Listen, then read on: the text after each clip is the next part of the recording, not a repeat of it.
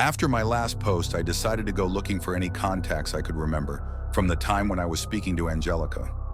Anyone who would have known both me and her. We had a few mutual contacts, mostly people from the web ring, but also people we introduced to each other. Just not many I remembered by their real names. Actually, none, it turns out. But I recalled one friend who went by the handle rapskelian_42. He was an odd guy into hacking and anarchy, the good, clean internet taboos we had back then. He'd been on the net forever, since the days of bulletin board systems. That guy, if he was still around, he'd probably still be going by his same username. So I got to searching. Not only could I not find any trace of a rapskelian42, I couldn't find any rapskelian at all. That guy was all over the web in the day. So that was weird. That's when I got the idea to go dig out my old computer. It was an old 1997 HP running Windows 98. I had it stashed in the basement since I went to college.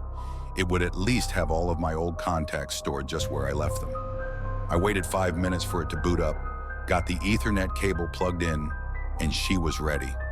It was like it had just been in sleep mode for 2 decades. And there they were, my desktop icons for IRC, ICQ, Netscape, and even Napster. Napster! I learned there was more to music than the radio from Napster.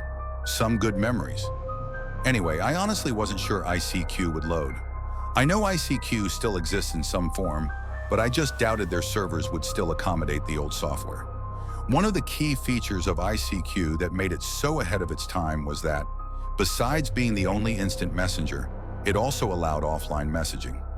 I mention that because not only did ICQ load, but it loaded with an offline message. That perturbed me a little, because it's like it was just waiting for me, knowing I'd boot it up, except for one detail.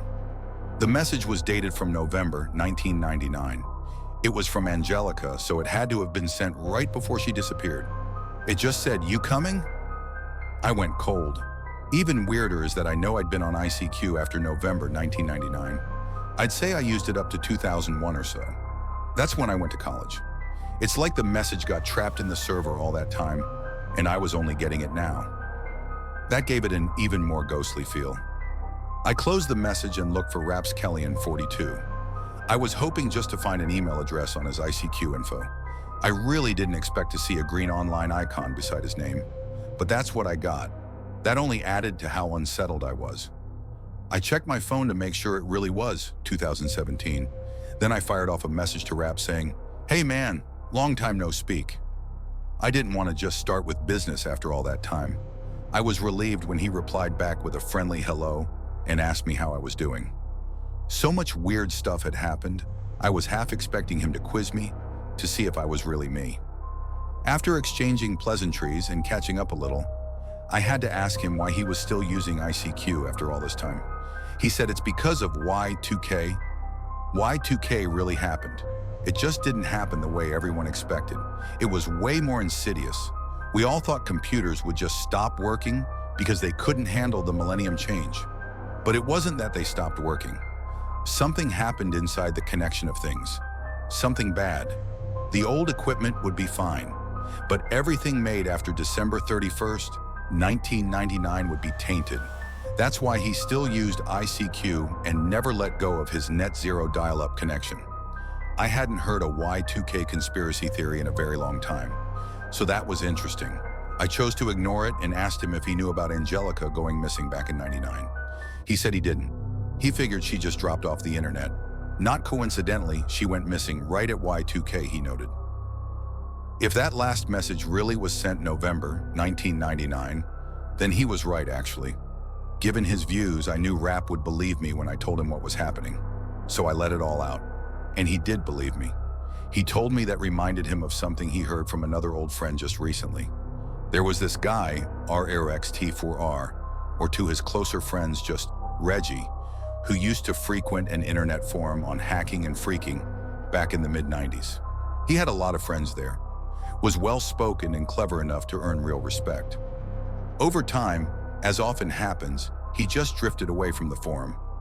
His posts became less frequent as other aspects of life preoccupied him, and soon enough he was gone. The forums strove for anonymity for obvious reasons, so no one kept in contact with him.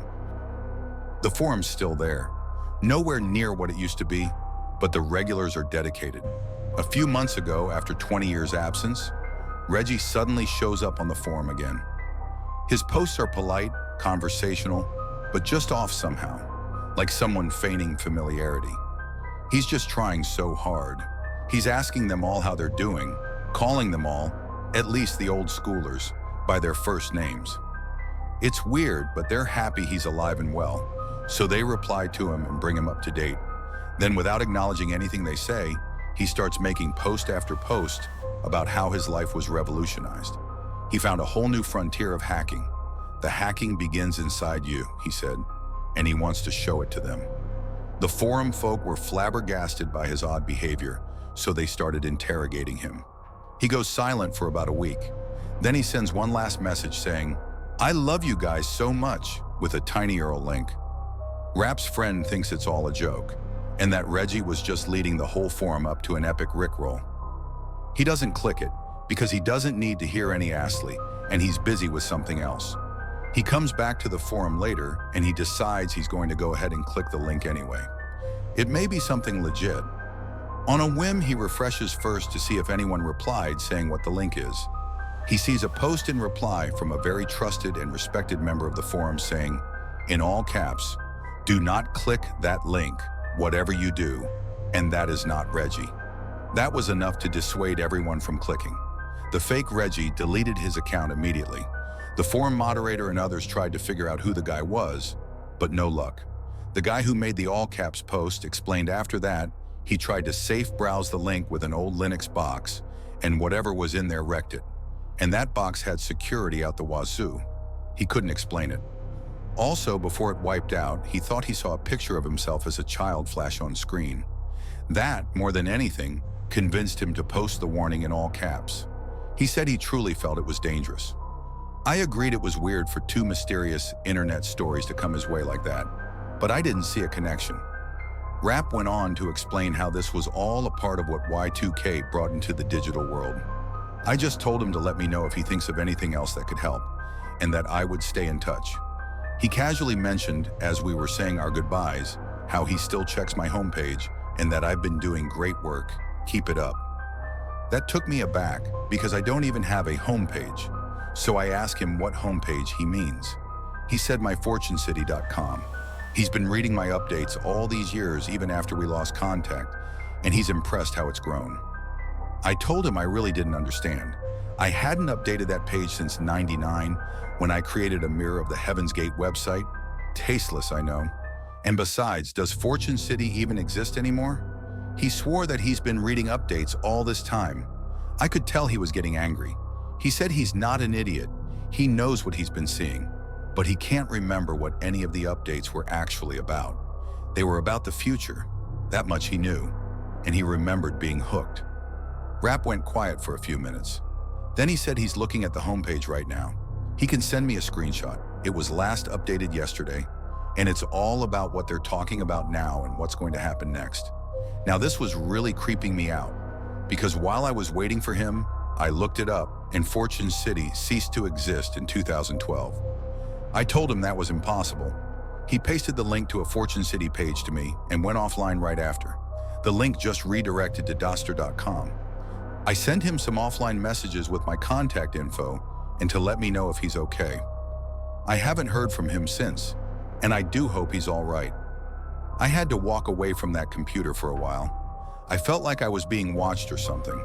Every noise was freaking me out. After a sandwich and some tea, I went back mostly just to shut it down. While I was closing everything, I noticed a folder on the desktop that stood out. For one, I never really kept folders on my desktop.